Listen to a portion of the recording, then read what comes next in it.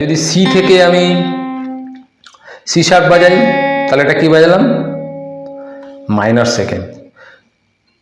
ঠিক আছে, মানে সি শার্প মানে হচ্ছে সি এর মাইনর সেকেন্ড। ডি যদি বাজাই এটা মেজর সেকেন্ড। ডি শার্প যদি বাজাই মাইনর থার্ড। ই যদি বাজাই major third. F perfect fourth. F sharp augmented fourth অথবা ডিমিনিশ ফিফথ অথবা ফ্ল্যাট ফাইভ। জি এটা হচ্ছে পারফেক্ট ফিফথ। তারপরে এটা হচ্ছে জি শার্প। জি শার্প মানে হচ্ছে মাইনর সিক্সথ। জি শার্পের পরে এটা এ, এটা হচ্ছে মেজর সিক্স। তারপরে এ শার্প, এ শার্প মানে হচ্ছে মাইনর সেভেন। আর এটা হচ্ছে মেজর সেভেন। পরেরটা অক্টেভ। ইন্টারভেলটা সারেগামা পা দিয়ে বোঝালে তাহলে কীরকম দাঁড়াচ্ছে?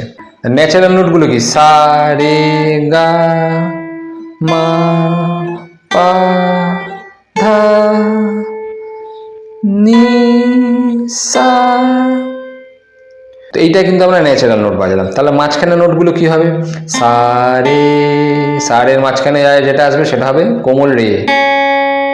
তারপরে রে গা, রে গার মাঝখানে কি আছে? কোমল গা। গা মা, মাঝখানে কিছু নেই, গা মা। মায়ের পরে আছে পা, মা পা। মা পা মাঝখানে নোটটা কি হবে? এটা কিন্তু আমরা বলবো না কোমল পা, এটাকে আমরা বলবো কড়িমা। এটা হচ্ছে কড়িমা, যেটাকে আমরা কি বলছিলাম? অগমেন্টেড ফোর্থ বা ডিমিনিশ ফিফথ। এটা কিন্তু কড়িমা। আর এটা পা, মা পা, মাঝখানে কড়িমা। কড়িমাটা কোন দিক থেকে বলছি? মায়ের পরের নোট, মায়ের ওয়ান ফিট হায়ার নোট, এটাকে আমরা বলছি কড়িমা। আর এটা পারফেক্ট ফিফথ মানে পা। আর পায়ের পরে কি আসছে? পা ধা, মাঝখানে কি হচ্ছে? এটা কোমল ধা, ধা, এটা কোমল ধা। ঠিক আছে, ধা নি, এটা কিন্তু কোমল নি। ধা আর নি এর মাঝখানে যেটা আছে সেটা কোমল নি। ইন্টারভেল থেকে কিন্তু একটা কর্ড তৈরি হচ্ছে কিভাবে বোঝা যাবে, একটা স্কেল কিভাবে তৈরি হচ্ছে, এই ইন্টারভেল দিয়ে কিন্তু খুব ইজি হয়ে যাবে বোঝাটা। যদি আমি সি একটা স্কেল বাজাচ্ছি,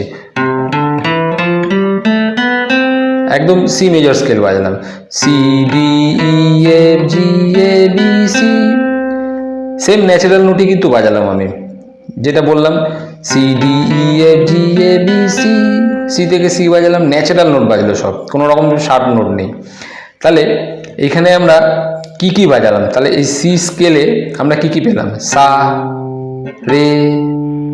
তাহলে এই রেটা কি? রেটা কি হবে কেউ বলতে পারবে? রেটা হচ্ছে, এটা যদি সা হয়, আমি এক্ষুনি বোঝালাম সা, এটা রে, তাহলে এটা কি? এটা হচ্ছে মাইনর সেকেন্ড, এটা হচ্ছে মেজর সেকেন্ড। এই রেটা কিন্তু মেজর সেকেন্ড। ঠিক আছে, এটা যদি আসে সা রে গা, গাটা কি?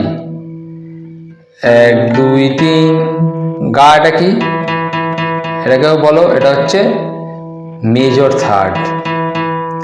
এই মেজর থার্ডটাই আছে বলে কিন্তু আমরা এটা মেজর স্কেল বলছি, সা রে গা। ঠিক আছে, সা রে গা মা। তাহলে এই নোটটা কি?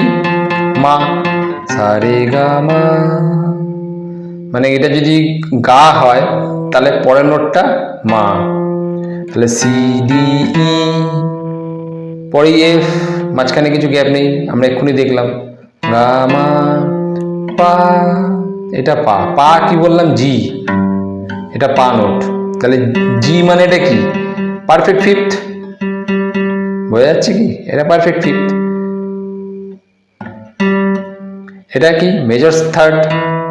সা রে গা মেজর থার্ড। ই মানে হচ্ছে মেজর থার্ড।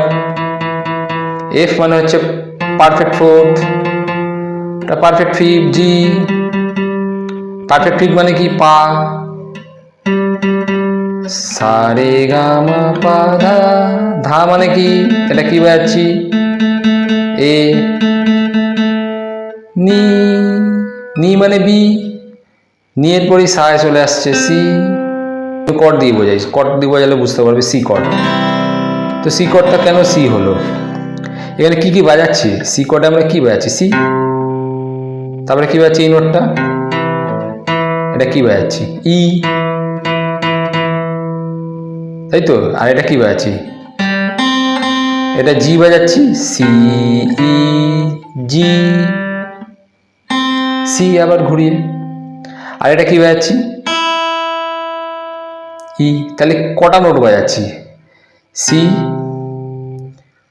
ই জি, তিনটে নোটই বাজাচ্ছি, কারণ ঘুরিয়ে আবার সে এখানে সি চলে আসছে, আবার এখানে ই চলে আসছে। তাহলে যদি তিনটে নোট বাজাই, এই তিনটে নোটই কিন্তু মেনলি আমাদের সি কর্ডে বাজছে।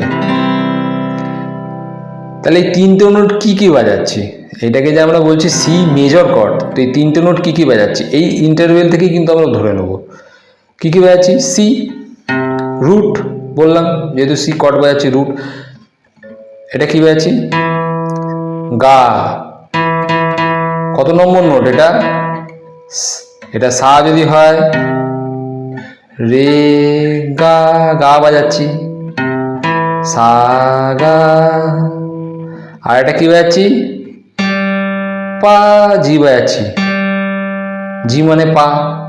তাহলে রুট মেজর থার্ড ই, পা মানে হচ্ছে পারফেক্ট ফিফথ, আবার এখানে ঘুরিয়ে রুট বাজাচ্ছি, আবার এখানে কিন্তু আমরা মেজর থার্ড বাজাচ্ছি ই। তাহলে মেন কিন্তু তিনটে ইন্টারভেলেই কিন্তু আমরা বুঝে যাচ্ছি এটা সি মেজর কর্ড, কি রুট মেজর থার্ড আর পারফেক্ট ফিফথ। এই মেজর থার্ডটা আছে বলেই কিন্তু এটা মেজর থার্ডটা আছে বলেই কিন্তু এটা major chord, C major cord.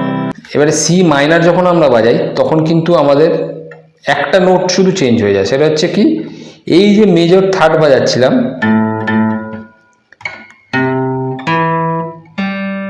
এটা আমরা মেজর কর্ড বাজাচ্ছি সি মেজর, এবার যখন আমরা মাইনার বাজাবো শুধু এই থার্ডটা চেঞ্জ হয়ে যাবে, এটা মেজর থার্ড ই বাজাচ্ছি, এই মেজর থার্ডটা ফ্ল্যাট হয়ে যাবে। তো ফ্ল্যাট মানে কি আমরা জানি এক ফ্রেট লোয়ার নোট, তাহলে এটা যদি ই হয় এটা ফ্ল্যাট হয়ে গেলে কি হবে ই ফ্ল্যাট হয়ে যাবে, অথবা ই ফ্ল্যাটটাকে কি বলা যায়, ই ফ্ল্যাটটাকে বলা যায় ডি শার্প। তাহলে যখন আমরা এই সি ই ফ্ল্যাট এবং জি আর এদিকে আবার সি বাজাচ্ছি, তাহলে আমি এরকম যদি বাজাই এটা কিন্তু C minor chord. C minor chord আমরা যখন এরকম বাজাচ্ছি, এখানে দেখলেই বোঝা যাবে এটা গোটা সি মাইনার কর্ড আমি বারে বাজাচ্ছি, ঠিক আছে। তো বারে বাজালে কি হচ্ছে সি, এটা কি বাজাচ্ছি জি, পা পা একই থাকবে, এটা কি সি আবার ঘুরিয়ে বাজাচ্ছি, তারপরে এই স্ট্রিংটা বাজাচ্ছি এই নোটটা, এটা কি নোট, এটাই কিন্তু মেন মাইনার করছে। কেন আমি কি বললাম ফ্ল্যাট হয়ে যাবে, আমরা আগে কোনটা বাজাচ্ছিলাম সি ডি ই বাজাচ্ছিলাম, তো এই ইটা কিন্তু চলে এলো ফ্ল্যাট, ফ্ল্যাট হয়ে গিয়ে এটা মাইনার করে দিল, আর ঘুরিয়ে এই নোটটা বাজাচ্ছে, এটা কি নোট জি পা। তাহলে যখন মাইনার বাজাচ্ছি সা পা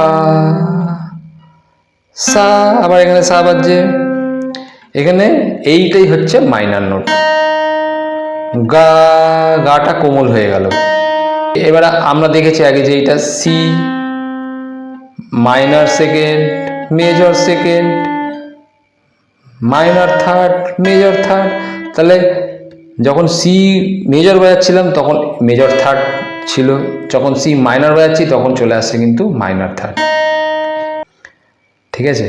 বোঝা গেল কেন এটা মাইনার, কেন সি মেজর আর মাইনার, ডিফারেন্স একটাই, শুধু একটা নোটের ডিফারেন্স, সেটা হচ্ছে কি মেজর থার্ড মাইনার থার্ড, 3 নম্বর যে নোটটা আছে ওটাই, বাদ বাকি পাও এক থাকছে সাও এক থাকছে।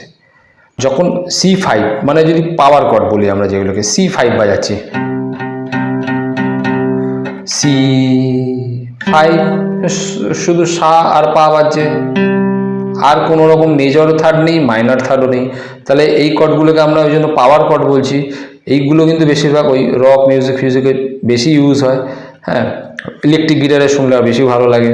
এই পাওয়ার কর্ডে কিন্তু কোনো রকম মেজর বা মাইনর থাকে না, ওই জন্য বলা হয় শুধু C5, মানে সা আর পা, মানে রুট আর 5 বাজবে।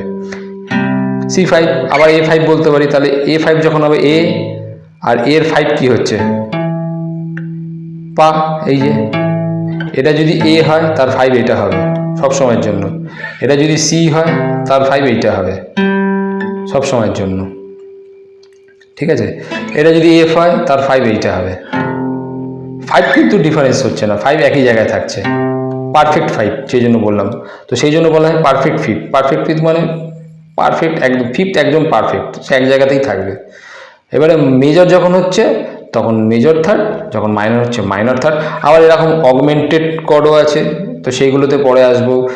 অগমেন্টেড কর্ড আছে, সাসপেন্ডেড আছে, হ্যাঁ কর্ড অনেক রকম আছে, তো সেইগুলোতে পরে এক এক করে আসবো। তো অল্প অল্প করে তোমরা বোঝো। তো আমি প্র্যাকটিক্যাল জাস্ট দেখালাম তোমাদের, কারণ থিওরি দেখলে শুধু হবে না, প্র্যাকটিক্যালটাও দেখতে হবে। ভিডিও এখানেই শেষ করছি, আবার পরের ভিডিওতে দেখা হচ্ছে নতুন লেসন নিয়ে। সবাই ভালো থেকো, সুস্থ থেকো, আর অবশ্যই প্র্যাকটিস করতে থাকো। টাটা।